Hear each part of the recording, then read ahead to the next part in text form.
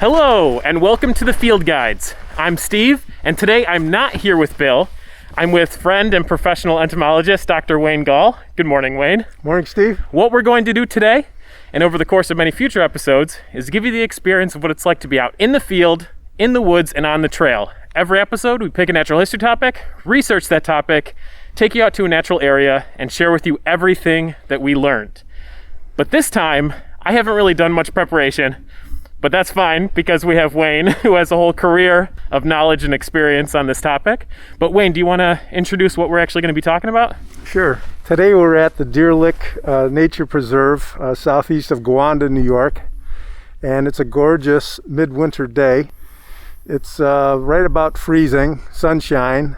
And today we're searching for winter active insects. And a lot of people aren't aware that there is such a thing as winter active insects, but I've actually been here many times in the past looking for winter active insects, and I've already shared with Steve some notes from an excursion here in January of 1996 when I collected, believe it or not, 18 different species of insects and spiders on the snow when it was about a quarter to 1 meter depth of snow, again right around freezing to a little above freezing temperature.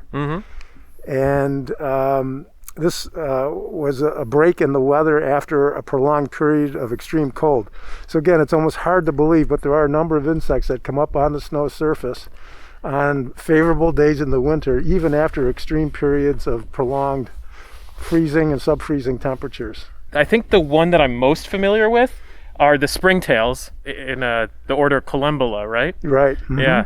Known as snow fleas. Snow fleas, right. Yes. Right. Mm-hmm. In this case, I mean, there are a lot of different species of collembolans, but there's several species that are called snow fleas because they do come out on the snow surface, often peppering the snow with little black hopping specks, sometimes in the thousands, 10,000s. I mean, enormous numbers. So we'll see what we find today. Yeah, cool. So I think Wayne found our first finding of the day.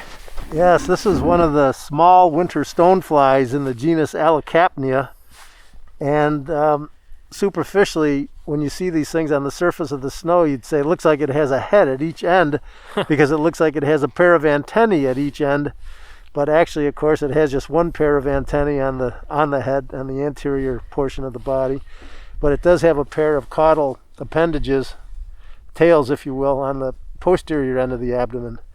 And we're right next to a little temporary stream, which was the clue for me to start looking for these stoneflies because they do emerge out of small streams, and sometimes, depending on the species, even much larger streams. So there are different species that are characteristic of different order streams. First order streams would be the smallest streams, usually in upland woods.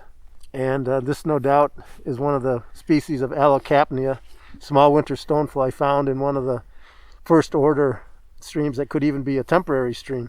It almost looks more like it's just like a ditch on the side of the path that we're walking right now. Exactly. Now we're looking at the stonefly, and I guess it is sort of a good name because how long would you say the one we're looking at is? Just maybe a little bit more than a quarter of an inch, so maybe 7 millimeters long, maybe. The reason I intentionally called it small winter stonefly, not because it's small per se, but because there's another family of stoneflies also called winter stoneflies that are bigger.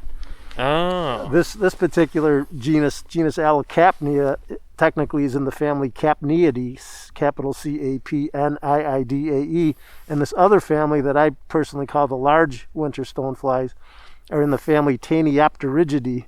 Big long name, hard to pronounce, hard to spell, but it's capital Taenioptygidae, and they emerge a little bit later, usually no earlier than the end of February, and today is February 4th. So this is the time of the year when Allocapnia starts emerging. Sometimes they'll emerge even in January. But again, small winter stonefly as compared to the large winter stoneflies in the family Taeniopterygidae. Yeah, and I think what I'll do is for each species that we see, and of course we have no idea how many we're going to see today, but I'll kind of do like a timestamp in the episode notes and link to like an image so people can see exactly what we're talking about. Sure. And of course, the nymphs of these are aquatic. I guess I sort of implied that by saying they're associated with first-order streams. So the nymphs are aquatic, but the adults, of course, are terrestrial, and they crawl over the snow surface, usually in proximity to the stream where the nymph developed. So again, many different species in the genus Allocapnia alone.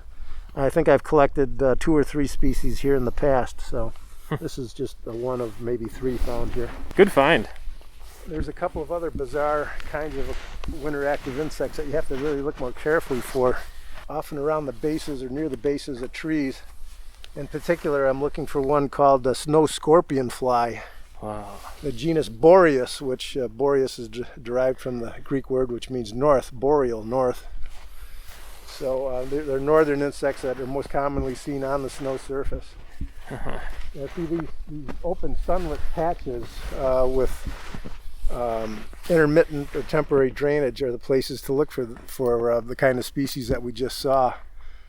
And of course it gets a little warmer with the sun on the surface. And the other thing I did not mention was that Allocapnia is very dark bodied, and that's a common characteristic of winter active insects, that they're very dark colored. So they absorb whatever small amount of solar radiation is present during the winter months. So dark coloration seems to be one of the adaptations for winter active insects. Yeah, that makes a lot of sense. They're absorbing all that light. Yep, and the other characteristic is there's generally a reduction in wings. And we couldn't tell because that specimen was so small, but in Allocapnia, especially the males, the wings maybe are only half the length of the body. They're smaller than in the females, whose wings are a bit longer. But even then, they're not large, well-developed wings. And the snow scorpion flies, for example, are wingless. Huh. And there are a few other wingless winter active insects. So again, there's a tendency towards winglessness or flightlessness, maybe for 2 reasons. To conserve heat, so that heat's not radiating out more body surface, and also there's no advantage to dispersing well with wings in the winter, because if you get blown away from your natural habitat or microhabitat, you could be a goner. So there seems to be evolutionary pressure towards flightlessness, reduction in wings, and also dark coloration. Now, I do have a quick question. So the small winter stonefly that we just saw, it's out on the snow right now. Yes. But as we kind of just talked about off mic, we're about to get some winter weather coming in the next few days. What's going to happen to that stonefly? Well, if it hadn't mated and, of course, in the case of a female, gone back to the stream to lay its eggs, they probably would die. Sometimes the emergence is prolonged over a period of time, so it's sort of a scattershot approach. So if some die at some point during the emergence period, others do survive to mate and lay eggs. So it's a survival mechanism, but thankfully the emergence is a little bit prolonged, sometimes over a couple of weeks. But that stonefly, if it doesn't mate and lay eggs, if we get the really severe weather in the next day or two, it just might kill it. So it's going to lay its eggs in the water? Yes, when the adults are crawling around on the snow surface, they're basically looking for mates. And they often climb vertical surfaces, especially tree trunks, and those are basically their trysting places where they find a member of the opposite sex. And they often mate in those kinds of situations, and then the female returns to the water to lay its eggs, usually at the edge of the water. The male, if it's done mating, it probably soon dies. So, and as far as I know, the adults feed little, if at all, so they're probably just living on energy reserves carried over from the nymphal stage, feeding underwater on the microflora, bacteria, fungi, and so on. Now, I've heard of that with certain like lepidopterans, where and algae, I should say, also. Right, eating algae as well. Grazing algae, bacteria, fungi off of rock surfaces and organic material that's underwater. Now, I was saying that I've heard of this with some species of lepidopterans and maybe some other groups, that some adults just don't feed at all. Some species of adults don't feed. Correct. I mean, do you have a rough idea for how common that is for an adult insect like that to not eat as an adult, or is it relatively rare, or is it pretty common, or is it 50-50? It's a good question, and I honestly wouldn't know the percentage, except to say that there is at least some small percentage that do not feed as adults. I mean, the classic example among the macro moths, for example, are the giant silk moths, like the Cecropia and the Polyphemus and the Luna and so on. They don't feed at all as adults, and of course they correspondingly have a very short lifespan as adults. They're basically just reproductive machines as adults. And so there's one example. Yeah. The other example are mayflies. Adult mayflies don't even have functional mouth parts at all. They couldn't feed if they wanted to, and that's a whole order of insects. Wow. Worldwide, multiple thousands of species that don't feed at all as adults. But again, Ephemeroptera literally means short-lived winged insects. The ephemeral winged insects, if you will, and they don't feed at all as adults. They couldn't if they wanted to. They don't have functional mouth parts. But if an adult mayfly is a couple of days old, 3-4 days old, that's old. Wow. They don't live much longer because again they're living on energy reserves carried over from the nymphal stage. Again, like in the case of stoneflies, they're aquatic, so the mayfly nymphs develop underwater, and these short-lived adults come out. So again, it varies by group, but I don't know. I'm just guessing. I would say there's just a wild guess, maybe a third of insects, or maybe a bit less, don't feed as adults. Yeah. So it's all over the map, though. Here's another Allocampnia. Do male and females look nearly identical? Superficially, yes. Oh, the wing size you had mentioned. Yeah, the wing size is a difference, and also the overall body size. The females tend to be bigger, and yeah, the females have more well-developed wings. I'm guessing that's a female, but the only way I'd know for sure is to put it under a microscope or a good strong hand lens. Yeah. But there's another Allocampnia. You have to have a good search image because these things are not huge. Yep. Little tiny dark specks on the snow here. Wow. Springtails. Oh, I just saw one launch itself. You see one jump? It just disappeared essentially. Yeah. Yeah, these are really small. There's a snow scorpion fly. Oh, nice. Wow. And if you look, Steve, if you look at it from this side, you can see the downward pointing beak underneath the head. Which is the characteristic feature. So it's not even really tucked under its body. It's almost like directly pointing downward. Yep, it protrudes straight downward. So that's a winter scorpion fly in the genus Boreas. So I take it these guys do feed as adults. Or is that... I believe they do. Okay. I think both the larvae and the adults feed on mosses, interestingly. So sort of primitive plants that they feed on. Now I'll have a little trick for identifying another winter... Oh, it's moving. And these will actually jump. Like springtails, they jump, but they use their legs, not a springing organ on the back underside of the body like the springtails do. But these snow scorpion flies can jump surprisingly long distances as well. And the wings are reduced to little bars or pads that have, in the case of males, like little grappling hooks coming off that apparently are involved in clasping the female during mating. Huh.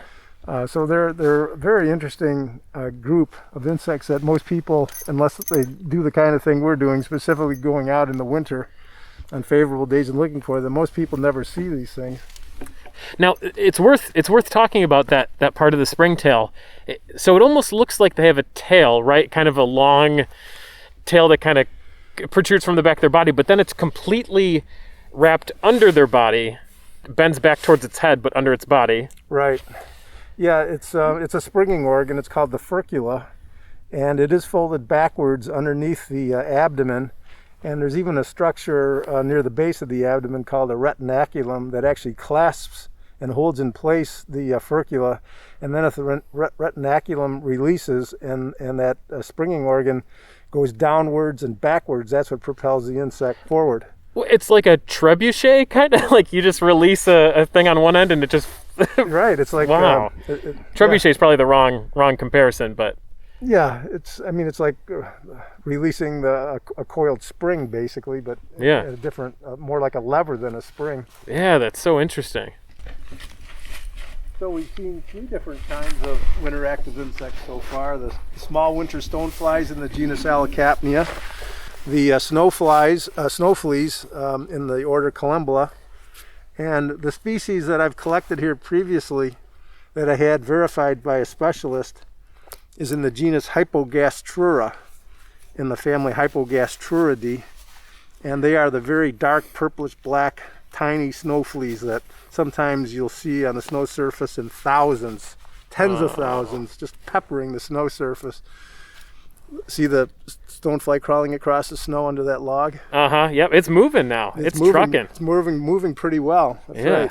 And then we saw the snow scorpion fly. So again, three different insects so far. The reason that we're looking more on the snow than the tree trunks is it because it's so much easier to find one on the snow than the tree trunks. Exactly. Because of the contrast of the dark stonefly against the white snow, it's definitely much easier to see them on the snow surface. Right. When we get down to Deer Lick Creek at the bottom of this trail, we'll actually look on some of the tree trunks and see if we can find any crawling on tree trunks down there.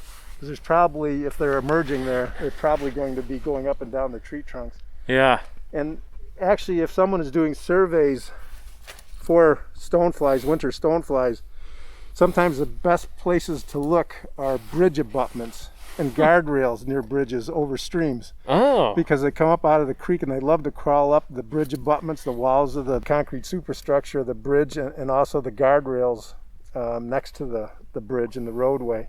I mean, obviously you have to be careful for safety-wise, but those are good places to look for winter stoneflies. But it's all a function of them liking to go up vertical objects. Mm-hmm. And to them, they don't care if it's a bridge abutment or a guardrail or a tree trunk. It's all the same to them. No, I have another question. So, the species that we're looking at now, are any of them around other times of the year as adults? No, the winter stoneflies in the family Capnidae are found only during the coldest months. Okay. Generally January through March, and you're not going to see them, as far as I know, any other time. I mean, there's always exceptions. There's a bizarre species of Capnidae stonefly that's found in Lake Tahoe, and as far as I know, even as an adult, stays underwater. And I don't know what its life cycle is, but perhaps it's found over a longer period of time. I don't honestly know, but generally, the common widespread small winter stoneflies are only going to be found during the coldest months from about January to March. Mm-hmm.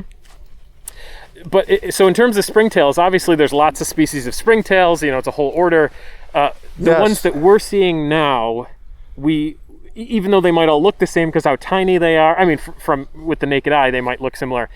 We won't see this species as an adult in the spring or summer. Well, you could actually, particularly in the fall when it seems like their populations start building up. But you better be doing leaf litter extractions from leaf litter. Yeah. Because these are insects that are found in the mulch and the humus and the leaf litter, and it's just a coincidence or a phenomenon that this particular kind of springtail comes up on the snow surface on mild days in the winter. And some people theorize that the reason they come up on the snow surface is that believe it or not, it's maybe a population regulation mechanism. That the population builds up to such enormous numbers by late fall, early winter, that the excess population comes up out of the soil maybe to disperse. Oh. But again, it's just a theory. No one knows for sure. As far as I know, no one has ever observed springtails mating on the surface of the snow, Mm-hmm. or even feeding. Don't ask me how careful you'd have to look to see a snow flea feeding because they're so tiny. But as far as I know, no one has ever observed them feeding who have looked very carefully. Yeah. So again, it seems to be more of a dispersal mechanism, but no one knows for sure. Oh, and lastly, the scorpion fly. Yeah, you could find those at other times of the year as well, but again, they're more commonly observed on the snow surface just because of the contrast. Yeah. Again, if you were to examine mosses, clumps of mosses carefully, maybe in the fall, you'd probably find them as well. I've never done that, but the average person is only going to see them in a more casual way by looking for them on the snow surface in the winter. So 3 down, 15 more species to go. There's a kind of crane fly that I'm hoping we'll see today that is wingless. and they walk very slowly like a little mechanical toy on the surface of the snow. And because their legs are arched up in the air, they tend to look like a spider. Oh. And when I first saw them when I was a graduate student in Wisconsin, I saw these things crawling on the surface of the snow along Otter Creek in Sauk County, south central Wisconsin. And when I first looked at it, I said, God, what's that spider doing on the snow surface? And I collected it, and when I looked at it in the lab under a microscope, I said, well, of course it's not a spider. It has 3 pairs of legs, not 4. And it turned out to be this wingless crane fly in the family Topulidae in the genus Chionea, capital Chionea. And they're just simply called snow flies. Huh. But they come out on the snow surface and walk along like with this little mechanical toy-like gait, and look very spider-like. So it's one of the species I was hoping we might see today. And I've collected 2 species of Chionea in western New York, and I think both of them might have occurred here. So this might have been one of the 18 species? Yes, definitely one of the 18, if not 2 of the 18. Again, I'd have to check my notes, but I also know I got 2 species of winter scorpion flies here. Oh, cool. 2 different species of snow scorpion flies in the genus Boreas. Is that something that you could tell with the naked eye or with your hand lens, or would you need to have it under a scope? Well, of course, with a scope you can confirm it, but superficially you can tell the difference because one species is more brownish and the other species is more blackish. So if you look carefully in good light, you can see a color difference. But it's fairly subtle. You really, to confirm, have to have them under the microscope. Because again, we're talking about things that are only 3 to 4 millimeters long. Right. So these things are not huge. Yeah, we've come on a day where there's a lot of little black flecks all over the snow, but it's they're needles and there's little pieces of bark, and they're misleading because you're looking at everything, and it's easy to miss something, I'm sure. That is true. And this kind of insect hunt is one that really relies heavily on developing a search image. It takes a little bit of practice to learn how to spot these things and where to look for them. Yeah, we can't recommend enough buying yourself a hand lens and bringing it out hiking with you, whether it's winter, or any other season. But see, this kind of situation, base of tree trunks that have mosses growing on them, this would be the place to look for snow scorpion flies. And we're on a birch right now, which is relatively light colored bark, which makes it a little bit easier than some other species. Yep, this is a beautiful yellow birch. Which birches, they like riparian areas. They like a little wetness. Yeah, if you were to see the landscape around us, you'd see that this is clearly a hemlock northern hardwoods forest with obviously eastern hemlock dominant, but also you can see quite a number of yellow birch. Yeah. And no doubt sugar maple. Yeah, few beech here and there. I can only tell because they hold onto their leaves way too long. Yep, and the American beech, right? Yeah. Especially the small beech seem to hold onto their leaves so late in the year, all year. Not many of them though, just a few here and there. Mm-hmm. Oh, finally I beat you to one. Good for you. You got the search image down. Yep. And this is the stonefly, the small winter stonefly, but take a look and let me know if I'm right, because I do see that the wings don't go all the way down, but they come. I feel like they go further than the last one you showed me that was a male. I think it's another male. Okay. Will it completely cover the abdomen if it's female? Okay. Yes. Yeah, there's a little bit of abdomen exposed there. Yep. So I guess I just should have listened more carefully. Oh, and there we go, a scorpion fly. You got one? Yeah, right here. And you can see the It's a downward pointing beak. Yep. The proboscis. Excellent. See, I'm getting this search engine. You've now been deputized as a winter active insect specialist. Yep, that's exactly what that is. Man, knowing where to look is definitely half the battle. Yeah, I think that's Boreas brumalis. That's the dark one. Nivoriundus doesn't seem to be as common. Boreas nivoriundus, that's the one that's more brownish. See, and there's... Excellent to find that. I mean, that is not big. If that's 3 millimeters, it's long. It's not a big insect. Yeah. So good for you. Oh, it must have just hopped. Is that it down there? I think so, but this is an easier one here too. Oh, you got another one. Yeah, they're all over the place now. I mean, as soon as you start seeing them. Yeah, see, there's one there. But see, look at the moss. Yeah. See, they're probably associated with these mosses. Mm-hmm.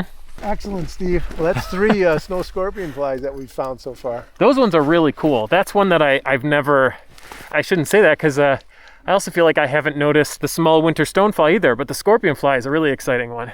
Consider yourself fortunate because the average person would never see these or even know they exist or know where to look for them. So good for you. If our listeners are consistent, I guarantee after this episode goes out, people are going to email us telling us that after the episode they decided to go out and look at themselves and they found a bunch too. So, oh, that one's moving.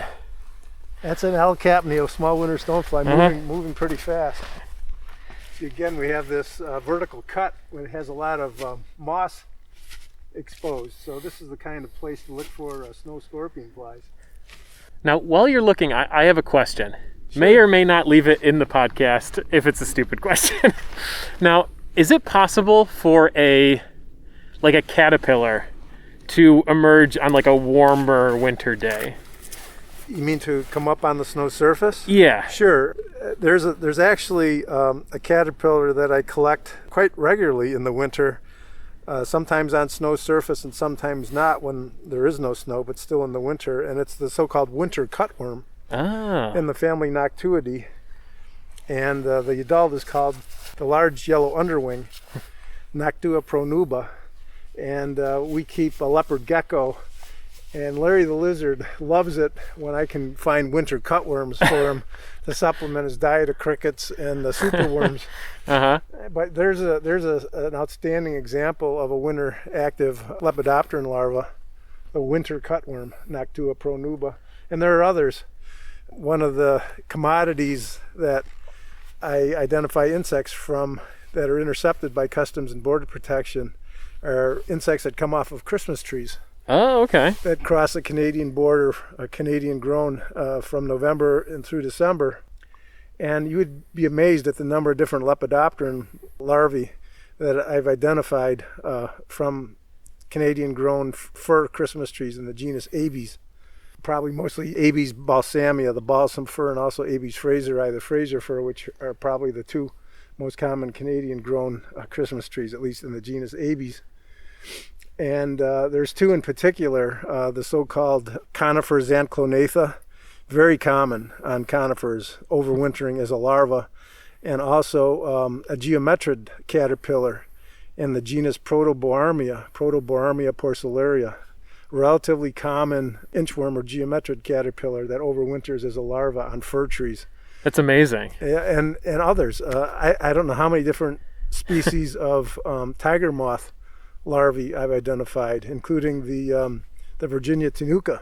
Oh, cool. Yeah. Yeah, the caterpillars overwinter. I love... like the woolly bear. Yeah, I love the Virginia tenuca caterpillar. It has these bright red feet. Yeah, orangey red feet, that's right. Mm-hmm. And isn't the rest of the body white? Is maybe the body black, but the hair on it's white or something? Yeah, there's some contrasting colored setae on the Virginia tenuca. And of course, I see the ones that are about middle instars. They're not fully developed that overwinter.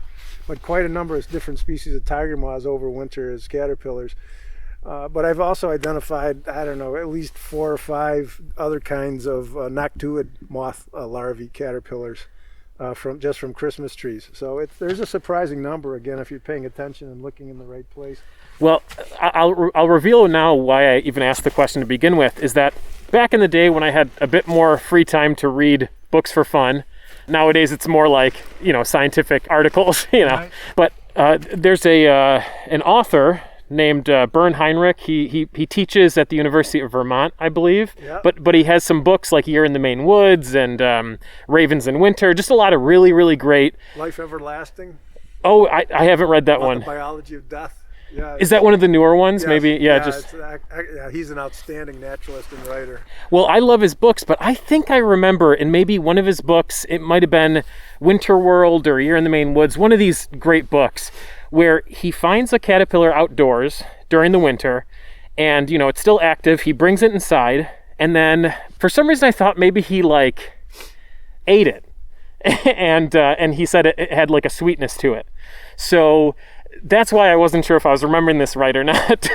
But this is years ago that I read the book. But A, can you probably eat these caterpillars safely? And B, would they even be there in winter? You already answered my first question. They could be there in winter.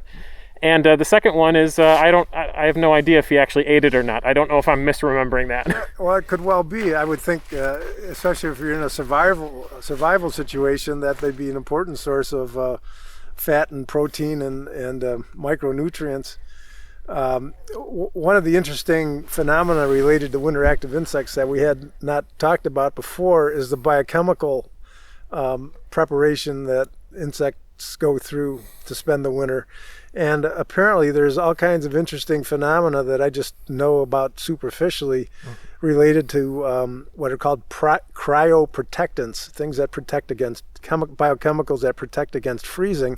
And some insects prepare, in quotes, for the winter by converting fatty acids to glycerols. Okay, that would explain the sweetness if he did eat one, right? And of course, glycerol, we know glycerols, for example, car antifreeze. Contain glycerol compounds, and other insects can cold harden by increasing the concentration of sugars. Right, so when you said glycerol, I was thinking glucose, which is why I said the sweetness thing, but I recognized afterwards that I got some wires crossed. Yeah, right. But increasing the concentration of sugars and also voiding the gut.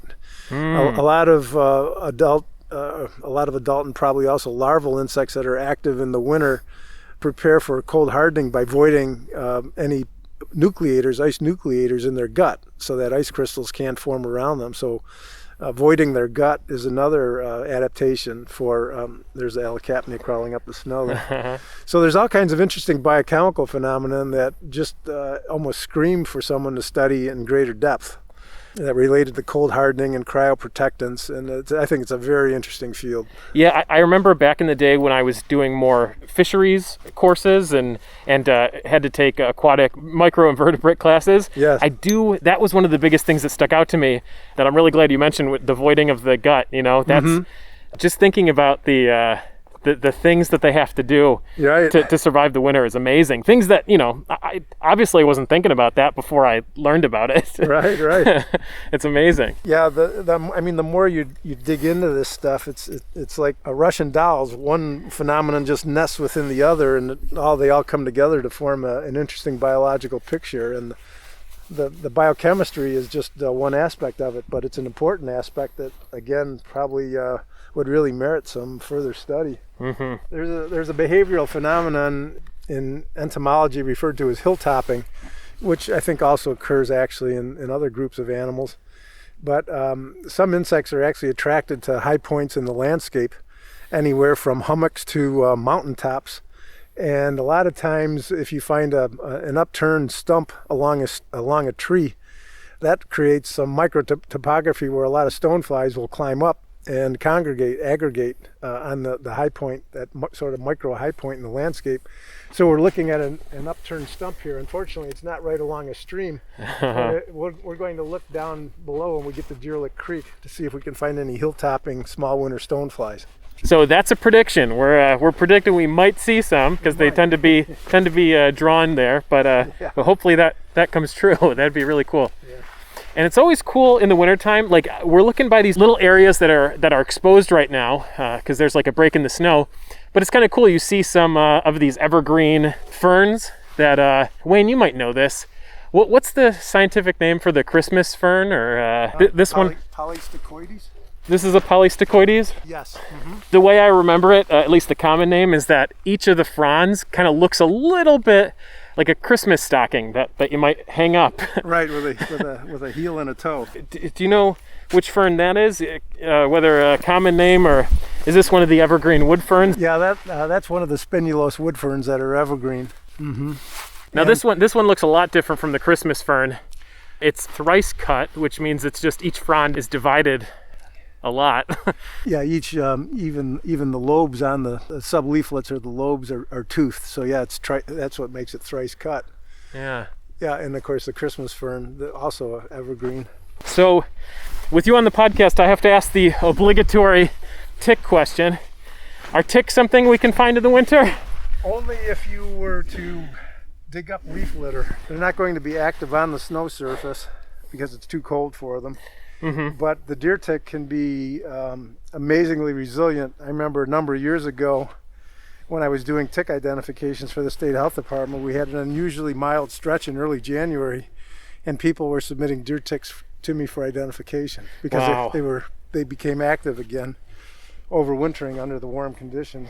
I've collected them at temperatures that were right around freezing in the fall, early mid-November, literally at freezing temperatures. It's amazing how cold hardy deer ticks are. Wow. But once they're snow cover, they tend to be hunkered down underneath the snow in the leaf litter, just waiting for warmth to return. But this is the kind of habitat to look for the snowfly along a little stream like this.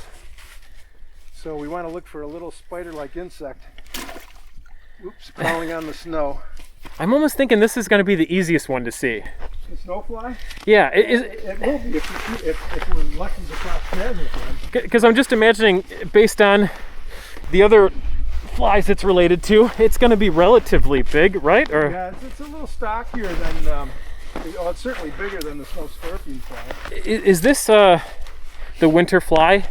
It is a dipteran, right? Yeah, it's in the family Topilidae, that family of crane flies, which is an enormous family in terms of the number of species. Now, And the larvae, as far as I know, are associated with mammal burrows, oh, probably feeding on organic matter in mammal burrows, like maybe woodchuck, for example. Or so when you say organic matter, do you mean like waste? Or I'm not sure. Could be. Now we're in a really yeah, dangerous situation. It's like a tangle of tree branches. yeah. I'm covered by gonna. snow. I think we should get up out of this channel. Yeah, this looks a little bit safer over here. Now, when you say this snowfly is wingless, dipterans, if I'm remembering right, they have two regular wings, right? And then they have something else that could have been wings, but they've been reduced to something called halteres. Is that correct. That's correct. And Kyonia has the halteres, but it doesn't have the forewings. it? Wow. Or it has little teeny tiny stubs of forewings. They're effectively wingless. Interesting. But the halteres, there's another Allochapnia. Mm-hmm. But yep, that's the clue that it's a dipteran, even though it doesn't have developed forewings, are the halteres. Good assumption. I've done some entomology work in my day. In Illinois, that was a big part of our job, is keying out insects. We do these insect sweeps about 50 meters within these transects. We go 5 meters to each side of a transect and do these insect sweeps. So No, good. Well, you know basic entomology. very basic that's the important key word. Order diptera literally means die, meaning two, and wing, ptera, wings. Here's another one. Yep, good. There's no doubt you've got the search image for Allochapnia. I want more search images. I hope we find more. But you know, even if we don't, this has been great so far. Just to see the 3 that we've seen. Okay, so now we're crossing a little footbridge over Deer Lick Creek, and see that kind of hummock? Yeah. If the Allochapnia were emerging, you would see numbers. I think we might be a little bit early. I'm not seeing any of the species of Allochapnia that are associated with this stream yet.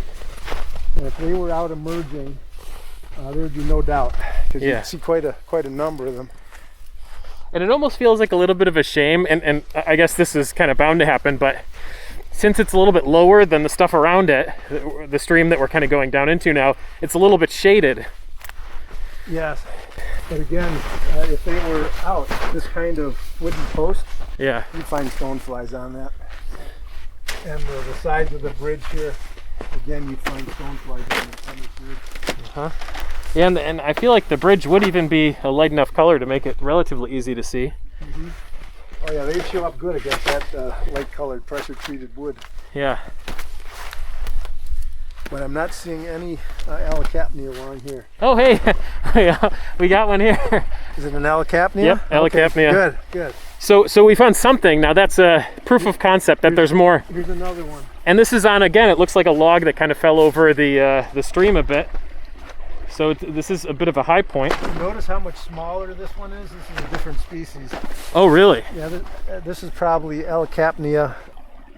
Oh, what's the species found here in this stream? I can't remember exactly. I'd have to look it up. But this is I'm quite sure is a different species than we were seeing upslope. Yeah, and this one also looks much smaller to me. Yes. I count that, so we're up to 4 now. 4 different species. 4 species. Yeah. Yes. 2 Ellacapnia, snow flea in the order Columbella, and then the scorpion. Snow scorpion Snow fly. scorpion fly. Yeah. Genus Boreas. Boreas. Boreas plumalis. Right. I'm going to have to go up and around. Okay. Yeah, it seems this is an easier way up. Yeah, I think this other way would be more challenging. There's another Ellacapnia crawling on this snow-covered tree branch. Exactly like we thought was going to happen. Here's a bunch of them actually. Oh, I got one over here. How many do you have over there? 1, 2, 3, 4, Wow. 5. No, oh, you know what? 1, 2, 6, 7. See- Where are they again? male, and I think a female up there. Correct, that is a female. Nice. Excellent, good for you. Wait, is this our first female? Or? As far as I know, that's our first female. The wings actually cover the abdomen. Notice how the abdomen is relatively swollen Uh-huh. compared to the parallel-sided skinny little male. In fact, the male almost looks like it's ever so slightly like tapered near the very end of it. Whereas the female sort of more bulbous at the hind end. Yep. Amazing. And again, bigger. You spotted the size difference, so good for you. Oh, and look up by the mic here. Probably another male over Yep, there. looks like another little skinny male. That's right. Wow. Well, we got the female. That's what we wanted. Yeah, and there's another one over there crawling up with that Oh, little yeah. pocket. So you see this fallen snow-covered tree has quite a number on. I saw 7 in the spot right over there. Yeah. So good. We did see some of the species. You're right. Walk upstream more into the light, and we found them. So good suggestion, and we were rewarded. Now, Steve, you got to find a snowfly, I know. or the holy grail. One of the holy grail of winter active insects is a ground beetle larva in the genus Nebria that, as a beetle larva, will crawl up on the snow, and it's bigger than anything we've seen so far. If we happen to stumble across one, you'll be impressed that it's relatively large. It's about... Oh, damn it. What? Tell me if you see what I thought I saw. I thought those were wings out. Okay, yeah. It's a hemlock needle, but there's only 2 needles out, and they're Right. kind of one on either side. It honestly looks like it, an insect with its wings out. Yeah, yeah. Wow. That was cruel. There actually is a winged insect that you can sometimes see on these mild days. It's called the winter crane fly. Oh, okay. Not to be confused with snowfly, which is in the same family, Tephulidae. I'm sorry. The winter crane fly is in the family Trichoseridae, which is an allied family to the Tephulidae. So there's 2 different kinds of crane flies, 2 different families. But the winter crane fly is winged. It's actually winged, and on mild days you'll see the males doing this undulating flight even above the snow surface. But it has to be just maybe a little bit warmer for those to be active. See, there's a Ellacapnia up on this mound. Yep. It's like essentially king of the mountain right now. So I'm going to do a little shaking here and see if anything falls off. What is this? There's a spider. Oh, nice.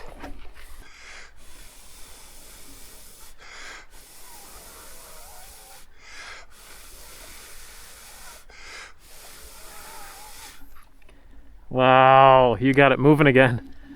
Now, 8 legs, so we know it's not a snowfly. uh-huh. So what did I say in those notes I gave you? 4? Was it 4 or 5 different kind of spiders? Well, I can check. Oh, you have it I with you? brought it with me. Yeah. Yeah, 5 species of spiders 5 species of spiders. in 4 families. Okay. So there's an additional one. Wow. So that's what, 4 different things have we seen today? now? Well, I would 5 species. Two Ellacapnia. Right? Yeah. And that was from just shaking the branch. Yeah. Looked like birch. You're shaking some birch branches over these snow piles and it fell off. Yep. Actually, it's a witch hazel. Oh yeah, right there. We see the seed pods. The capsule, the seed Yeah. capsule with the recurved spurs. Yep. Man, I can't believe I got it wrong. If only I would have seen the seed pod. Yeah. We even did an episode on Hamamelis virginiana. Uh-huh. And I use it for water witching. No, I'm kidding. How can you not love a tree that doesn't flower until late September, early October? So when you're doing this, when you're collecting insects for like a survey, Is there a particular method that you use, or is it kind of as similar to how we've been doing it?